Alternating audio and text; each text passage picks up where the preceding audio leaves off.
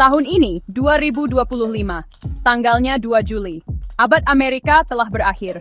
Itu tidak berakhir dengan ledakan, seperti yang banyak orang duga, tetapi dengan erosi kekuasaan dan pengaruh yang lambat dan mengikis. Amerika Serikat, yang dulunya hegemoni tak terbantahkan di dunia, kini tinggal kenangan. Di tempatnya berdiri benua yang terpecah belah, tambalan negara-negara penerus, yang masing-masing bergulat dengan warisan raksasa yang tumbang. Bangsa ini tidak lagi menjadi entitas tunggal. Ia telah terpecah menjadi 3 pemerintahan yang berbeda, masing-masing dengan visinya sendiri, mata uangnya sendiri, dan tempatnya yang genting dalam tatanan dunia baru. Inilah realitas Amerika pasca Amerika, lanskap yang tidak ditentukan oleh persatuan dan kekuatan, tetapi oleh perpecahan dan rasa kehilangan yang sunyi dan meresap. Udara itu sendiri terasa berbeda. Kecemasan yang nyata menggantung di atas kota-kota bekas persatuan. Dari kota-kota sabuk karat di Amerika Serikat Federal hingga pusat-pusat teknologi yang berkilauan di otoritas Pasifik, sejarah bersama kini menjadi sumber pertikaian. Perpecahan yang telah membara selama beberapa dekad, politik, budaya, dan ekonomi, akhirnya memuncak.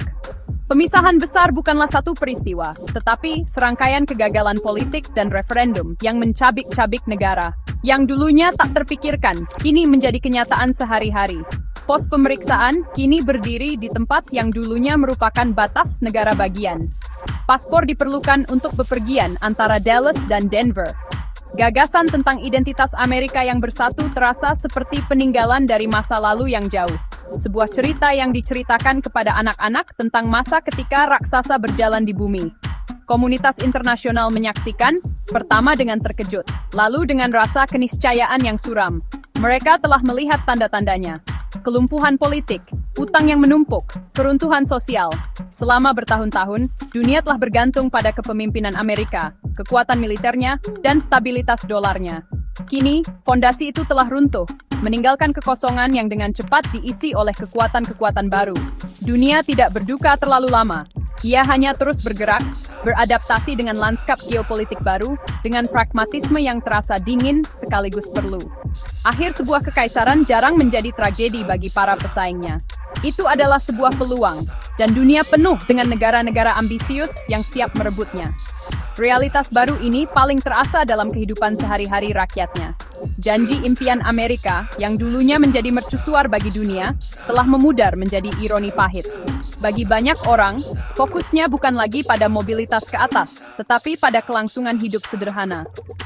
Kepastian ekonomi masa lalu telah lenyap, digantikan oleh sistem yang bergejolak di mana mata uang digital asing memiliki pengaruh lebih besar daripada dolar yang dulunya perkasa.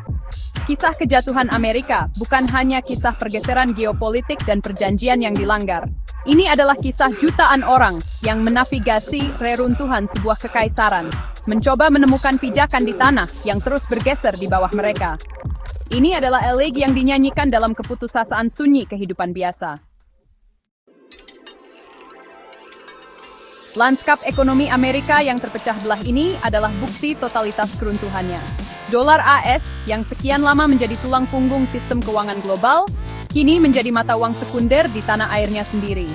Nilainya tidak stabil, jangkauannya terbatas.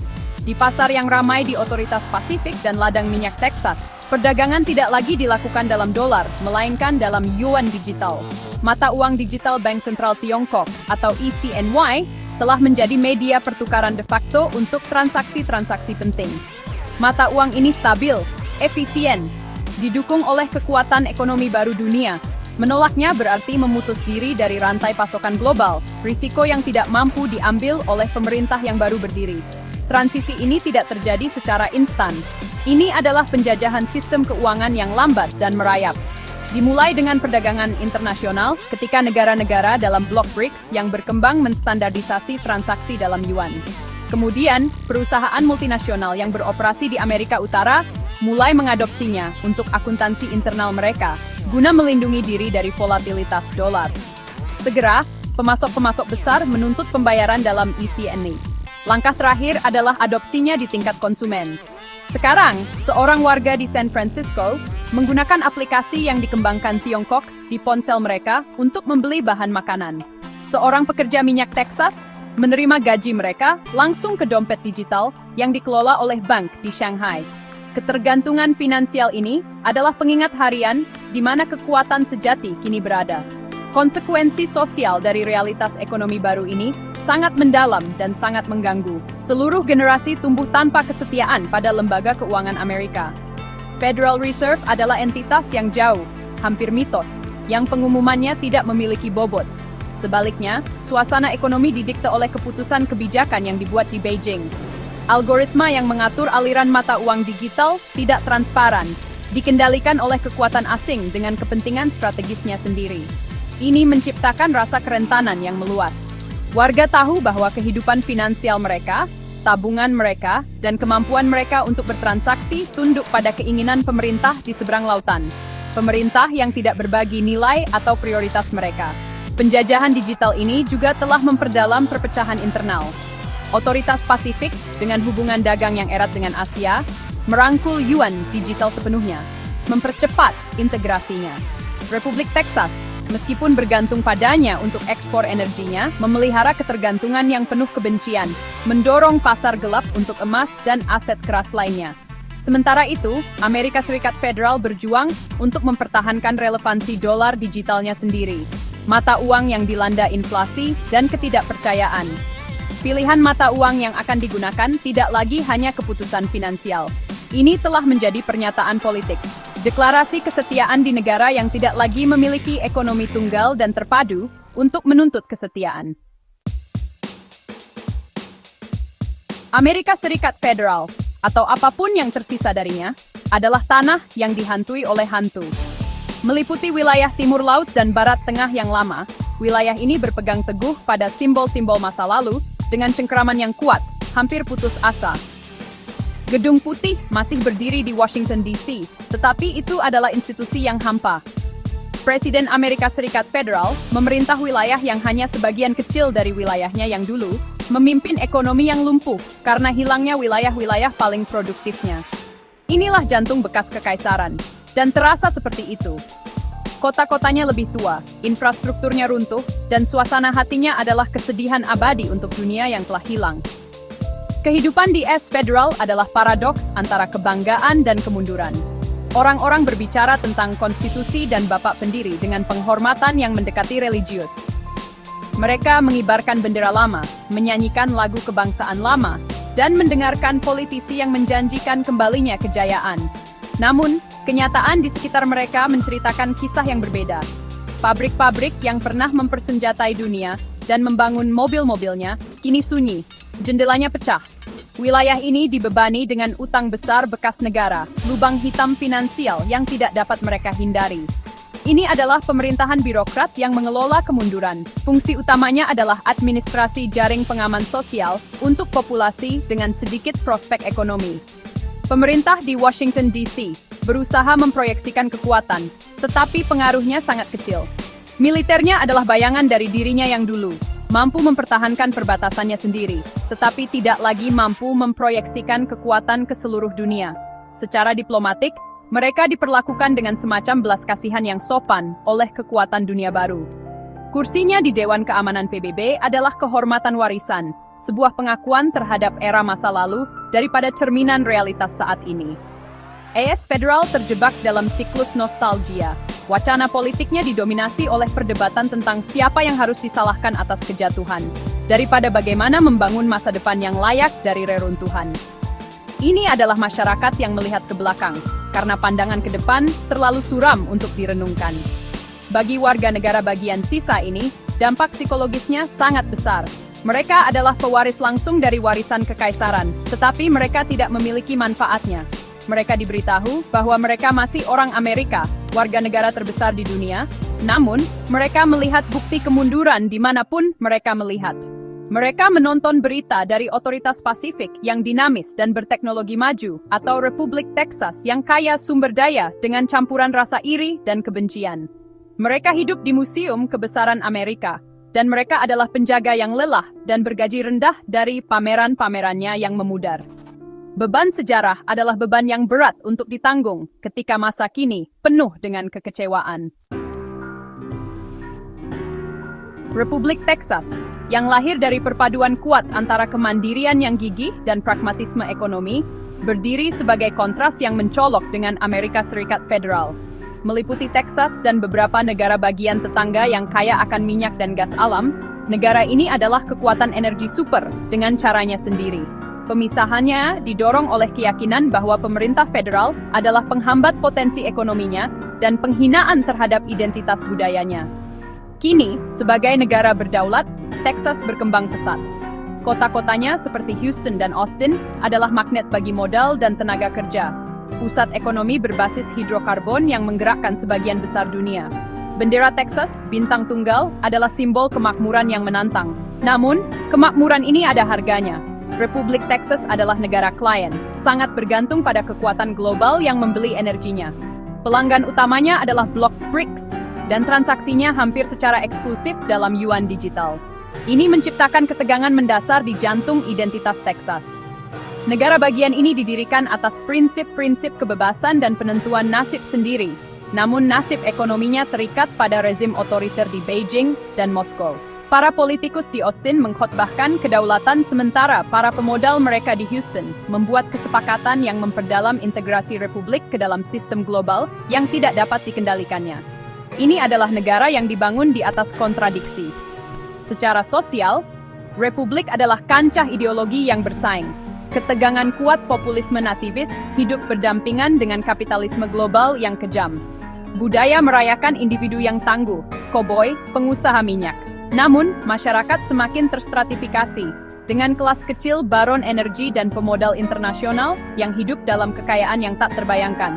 Sementara kelas pekerja yang besar menghadapi ketidakpastian ekonomi. Ketergantungan pada mata uang digital asing berarti bahwa pemerintah memiliki alat terbatas untuk mengelola ekonominya sendiri, membuat warganya terpapar guncangan pasar global dan keputusan kebijakan mitra dagang yang kuat. Retorikanya adalah kemerdekaan, tetapi kenyataannya adalah ketergantungan yang mendalam. Konflik internal ini mendefinisikan lanskap politik republik. Perdebatan berkecamuk tentang tempatnya di dunia. Haruskah Texas lebih dekat dengan Amerika Serikat Federal yang sedang berjuang, terikat oleh sejarah dan bahasa yang sama, atau haruskah ia sepenuhnya merangkul perannya sebagai simpul kunci dalam jaringan energi global baru, bahkan jika itu berarti mengorbankan sebagian otonominya yang berharga? Ini adalah pertanyaan sentral yang dihadapi Republik Muda ini. Ia telah mencapai mimpinya untuk merdeka dari Washington, hanya untuk menemukan dirinya dalam jaring ketergantungan global yang baru dan lebih kompleks. Bintang tunggal bersinar terang, tetapi belum jelas apakah itu adalah mercusuar abad Texas yang baru atau hanya cerminan dari matahari yang jauh dan lebih kuat. Membentang dari California hingga negara bagian Washington, Otoritas Pasifika mewakili visi lain untuk masa depan pasca Amerika. Ini adalah negara teknokratis, masyarakat yang diatur oleh data, efisiensi, dan keyakinan pada kemajuan di atas segalanya. Pemisahannya sebenarnya yang paling tenang dari ketiganya. Keputusan yang tampaknya rasional yang dibuat oleh wilayah yang telah lama merasa terlepas secara budaya dan ekonomi dari seluruh negara. Dengan perusahaan teknologi terkemuka di dunia, universitas elit, dan hubungan yang mendalam dengan Asia, Otoritas Pasifika melihat kemunduran pemerintah federal bukan sebagai tragedi, tetapi sebagai peluang. Mereka ingin melepaskan diri dari disfungsi politik masa lalu dan menciptakan bentuk pemerintahan baru yang lebih logis. Kehidupan di Pasifika, ramping, nyaman, dan sangat diawasi. Masyarakat diatur berdasarkan prinsip-prinsip optimasi. Kecerdasan buatan mengelola layanan publik, mulai dari arus lalu lintas dan jaringan energi, hingga alokasi sumber daya dan sistem kredit sosial. Yuan digital bukan hanya mata uang dominan. Itu adalah bahasa asli ekonomi, terintegrasi penuh ke dalam setiap aspek kehidupan sehari-hari. Warga menikmati standar hidup yang tinggi dengan akses ke teknologi mutakhir dan budaya kosmopolitan yang dinamis. Tapi Anda tahu, ini datang dengan konsekuensi hampir seluruhnya hilangnya privasi. Setiap transaksi, setiap gerakan, setiap interaksi daring adalah titik data yang dimasukkan ke dalam sistem. Semua atas nama penciptaan masyarakat yang lebih aman dan efisien. Pemerintah Otoritas Pasifika, yang berkantor pusat di kompleks baru yang berkilau di Silicon Valley, dijalankan oleh Dewan Insinyur, CEO, dan akademisi. Mereka memandang politik tradisional dengan jijik, menganggapnya sebagai peninggalan yang tidak efisien dari era lampau. Tujuan mereka bukan untuk melindungi cita-cita abstrak seperti kebebasan atau kemerdekaan, tetapi untuk memecahkan masalah melalui inovasi teknologi. Ini telah menciptakan masyarakat yang makmur, tetapi, jujur saja, agak steril. Ada sedikit ruang untuk perbedaan pendapat atau ketidaksesuaian dalam sistem yang dirancang untuk operasi tanpa gesekan. Budayanya adalah salah satu kepositifan yang tak henti-hentinya dan pemikiran ke depan. Tetapi di balik permukaan, terdapat kecemasan yang mendalam tentang hilangnya individualitas dan jiwa manusia di dunia yang dijalankan oleh algoritma. Hubungan otoritas Pasifika dengan seluruh dunia murni transaksional. Mereka tidak melihat diri mereka sebagai bangsa dalam pengertian tradisional, tetapi sebagai pusat inovasi global, simpul vital dalam jaringan perdagangan dan teknologi internasional. Mereka menjaga hubungan yang dingin dan jauh dengan Amerika Serikat Federal dan Republik Texas, memandang mereka sebagai, tetangga yang tidak menguntungkan tetapi perlu. Rekan sejati mereka adalah kota-kota besar di Asia, Shanghai, Singapura, Seoul. Mereka telah menukar kekacauan demokrasi Amerika dengan logika bersih dan dingin negara korporat, sebuah pilihan yang telah membuat mereka kaya dan stabil, tetapi telah membuat banyak warganya bertanya-tanya apa artinya menjadi manusia di dunia yang dioptimalkan untuk mesin. Di sebuah perpustakaan yang sunyi di negara bagian asalnya, Presiden terakhir Amerika Serikat yang bersatu memberikan wawancara terakhirnya. Dia adalah seorang pria yang menua melampaui usianya. Wajahnya adalah peta jalan dari kris yang gagal dia hindari. Wawancara itu bukanlah tontonan untuk jaringan besar, melainkan percakapan yang tenang dengan seorang sejarawan universitas, sebuah tindakan kesaksian terakhir untuk arsip. Dia berbicara bukan dengan kemarahan atau pembelaan diri, melainkan dengan kesedihan yang mendalam dan lelah. Nada seorang pria yang telah berdiri di pucuk kapal besar saat kapal itu pecah dan tenggelam ke laut. Kata-katanya adalah elegi, ratapan atas berakhirnya era yang tidak berdaya dia hentikan. Kami pikir kepemimpinan Amerika adalah kondisi permanen dunia. Dia memulai. Suaranya serak. Kami percaya narasi kami sendiri, bahwa nilai-nilai kami universal, bahwa kekuatan kami sangat diperlukan. Kami salah mengira momen dalam sejarah, serangkaian keadaan pasca perang yang sangat spesifik, sebagai tatanan alamiah. Kami adalah negara yang sangat diperlukan. Sampai suatu hari, dunia memutuskan bahwa kami tidak lagi demikian. Perubahan itu tidak terjadi dalam semalam. Itu adalah tusukan lambat, bukan ledakan. Kami menghabiskan begitu banyak waktu berdebat satu sama lain tentang hal-hal sepele, sehingga kami tidak menyadari bahwa dunia sedang membangun sistem baru tanpa kami. Dia berhenti, menatap tangannya. Peran kami di dunia, itu adalah untuk memberikan semacam stabilitas. Kami adalah penjamin keamanan. Kami menjaga jalur laut tetap terbuka. Kami adalah pemberi pinjaman terakhir. Kami menyerap ekspor dunia. Kami melakukannya untuk keuntungan kami sendiri, tentu saja, tetapi itu juga menguntungkan orang lain. Tetapi peran itu membutuhkan tingkat persatuan dan tujuan domestik yang telah hilang dari kami. Anda tidak dapat memproyeksikan kekuatan di luar negeri ketika Anda berperang dengan diri sendiri di rumah. Dunia membutuhkan jangkar yang dapat diandalkan, dan kami telah menjadi badai. Jadi, dunia melakukan apa yang akan dilakukan oleh aktor yang masuk akal. Ia menemukan jangkar baru. Mantan presiden itu menawarkan kesimpulan terakhir yang suram. Orang-orang bertanya apa yang salah. Mereka mencari satu penyebab, satu penjahat. Tidak ada satupun. Kami adalah korban dari kesuksesan kami sendiri. Dominasi kami menciptakan kondisi bagi orang lain untuk bangkit. Kami membuka sistem global dan kekuatan lain yang lebih disiplin, lebih sabar, belajar menguasainya lebih baik daripada kami.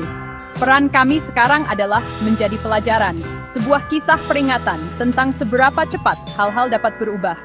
Kami bukan lagi protagonis dari kisah global. Kami adalah sebuah bab. Yang penting tentu saja.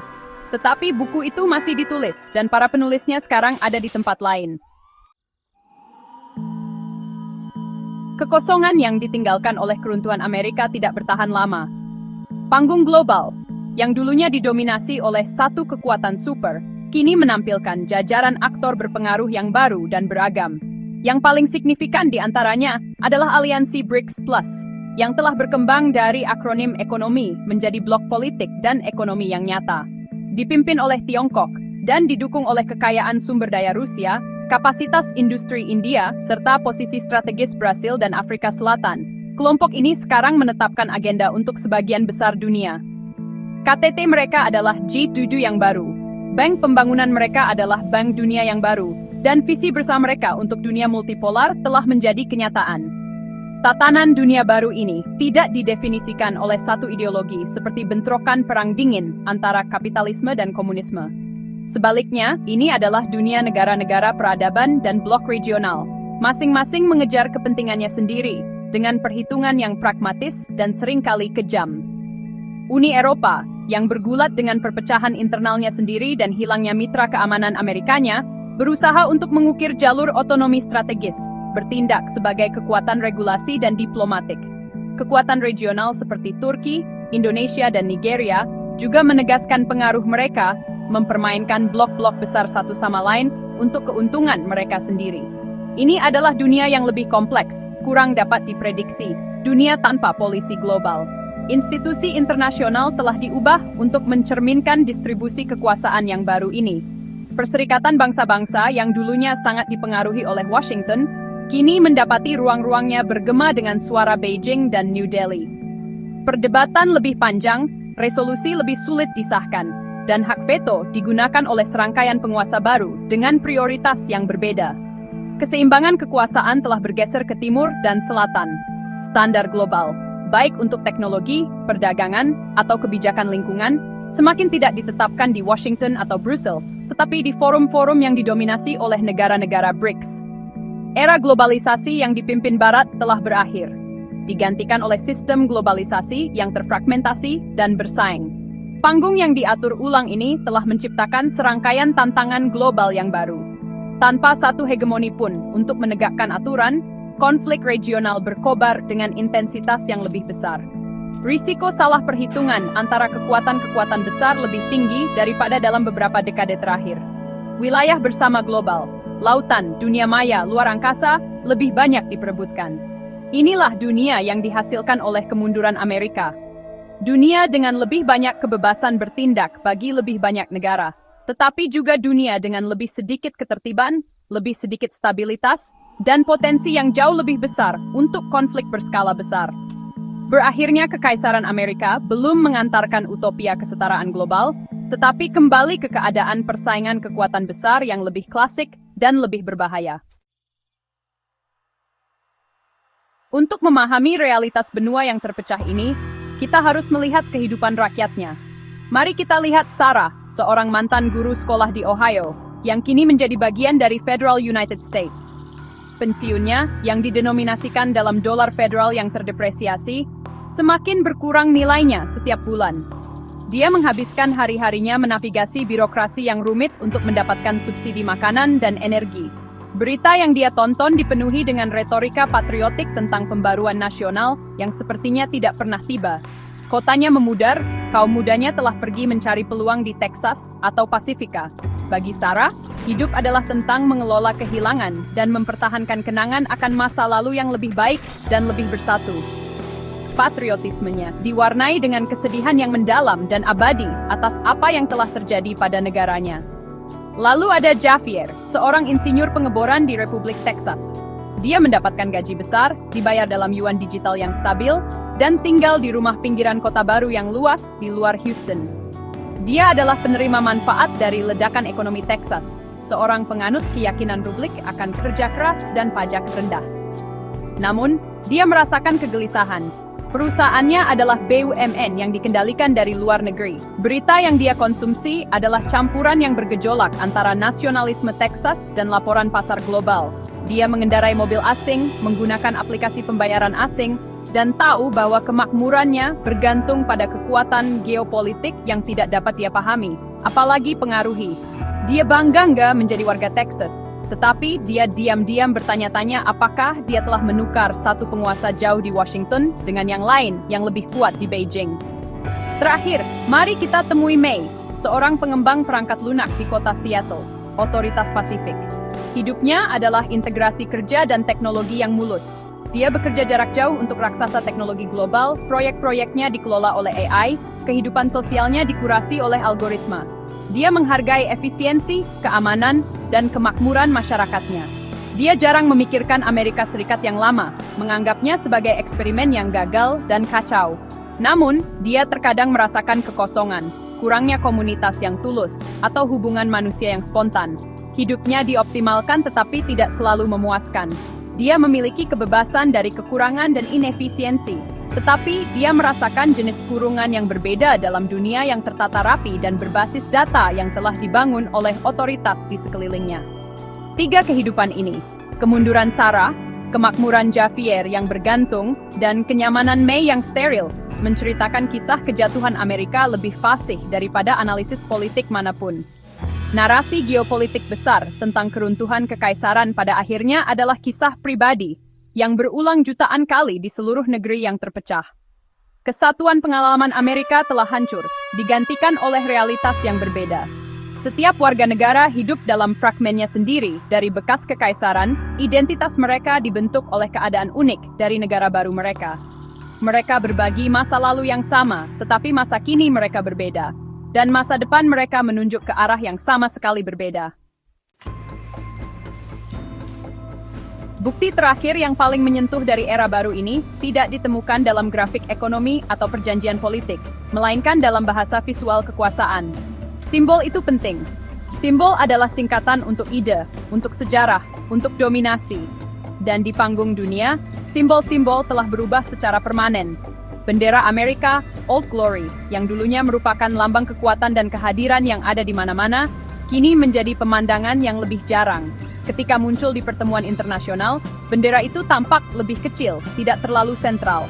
Bendera itu hanyalah salah satu bendera di antara banyak bendera, bukan lagi pusat perhatian yang diasumsikan. Pada KTT Ekonomi Global baru-baru ini, latar belakang foto para pemimpin bukanlah bendera satu negara, melainkan cincin yang saling terkait dari logo BRICS. Pertimbangkan markas fisik kekuatan global. Gedung Perserikatan Bangsa-Bangsa di New York, yang dulunya merupakan pusat diplomasi dunia, sebagian besar didukung oleh pengaruh Amerika, kini terasa seperti peninggalan. Energi yang sebenarnya telah bergeser ke institusi baru, seperti Asian Infrastructure Investment Bank yang bermarkas di Beijing, atau New Development Bank di Shanghai. Ini adalah gedung-gedung baru yang megah, simbol abad baru. Arsitekturnya berani dan berwawasan ke depan. Mereka sangat kontras dengan modernisme pertengahan abad yang menua dari PBB dan institusi Bretton Woods, yang kini tampaknya mewakili tatanan yang memudar, berpusat pada Barat, yang tidak lagi memegang monopoli di masa depan. Transisi ini terlihat dalam detail terkecil. Di bandara internasional, papan nama untuk sistem pembayaran digital seperti ECNY kini lebih menonjol daripada untuk perusahaan kartu kredit Amerika. Siaran berita dari seluruh dunia tidak lagi diawali dengan laporan dari Washington DC sebagai hal yang biasa. Sebaliknya tanggal mungkin Beijing, New Delhi, atau Brussels. Ekspor budaya masa lalu. Film Hollywood, musik pop Amerika, kini bersaing di pasar yang ramai dengan konten dari Nigeria, Korea Selatan, dan India.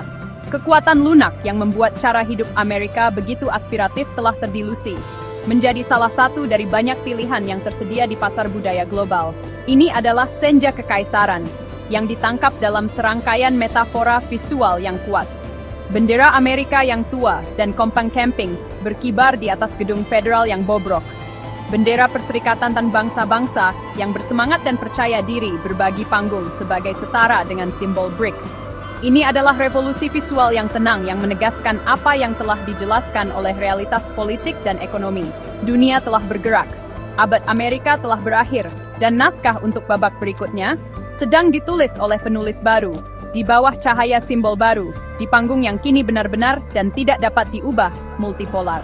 Elegi telah selesai, sejarah baru telah dimulai.